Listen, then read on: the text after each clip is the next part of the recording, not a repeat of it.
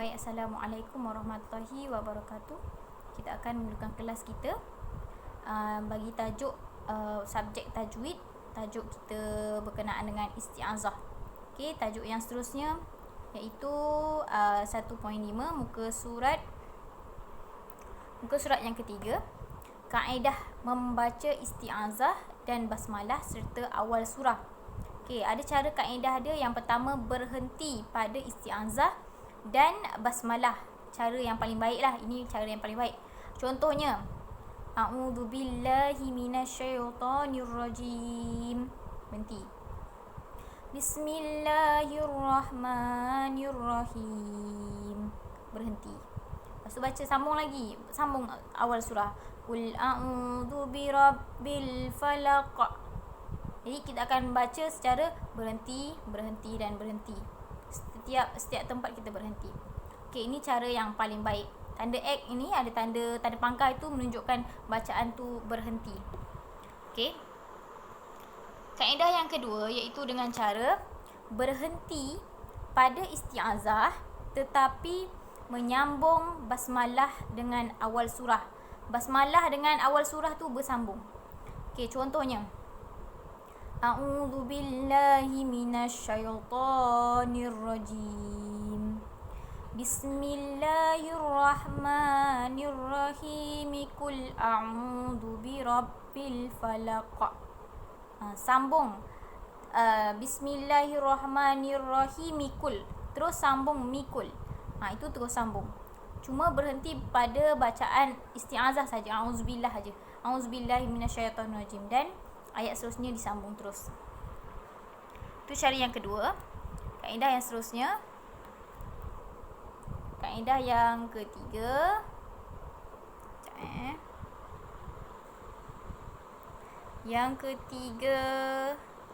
Yang ketiga menyambung isti'azah dengan basmalah, kemudian berhenti, kemudian membaca awal surah. Okey, maksudnya kat sini dia menyambung isti'azah kepada basmalah. Okey, contoh A'udzu billahi minasyaitonirrajim. Bismillahirrahmanirrahim. Qul a'udzu birabbil falaq. Jadi bacaan berhenti pada basmalah. Isti'azah dan basmalah disambungkan bersama dan berhenti pada basmalah, kemudian sambung semula pada awal surah. Okey, kaedah yang keempat. Yang keempat, menyambung isti'azah dengan basmalah dan awal surah. Maksudnya disambung semuanya. Tak ada berhenti mana-mana, disambung semuanya daripada isti'azah, basmalah dan juga awal surah disambung semuanya. Okey, contoh A'udzu billahi minasyaitonirrajim. Bismillahirrahmanirrahim. Qul a'udzu birabbil falaq.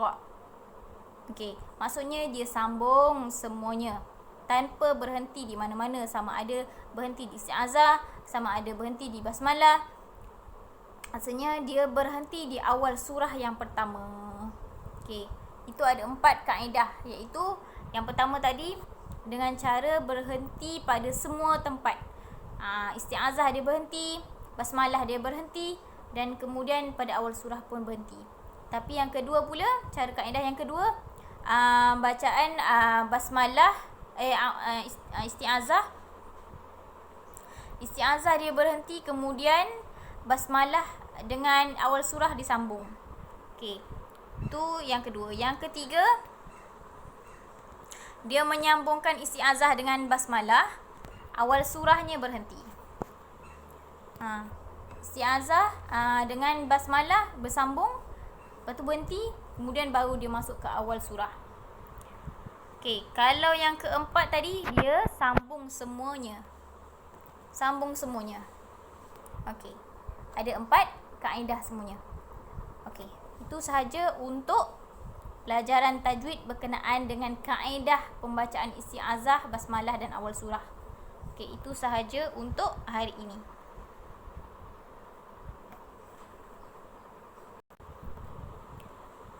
Okey, seterusnya bahagian bawah dia, tajuk yang 1.6, akhir tajuk untuk tajuk isti'azah, iaitu cara membaca isti'azah pada awal surah At-Taubah.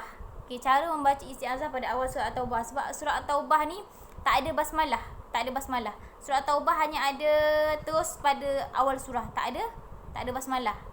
Semua surah ada basmalah kecuali surah At-Taubah sahaja yang tak ada basmalah di hadapan, di awal-awal surah memang tak ada basmalah.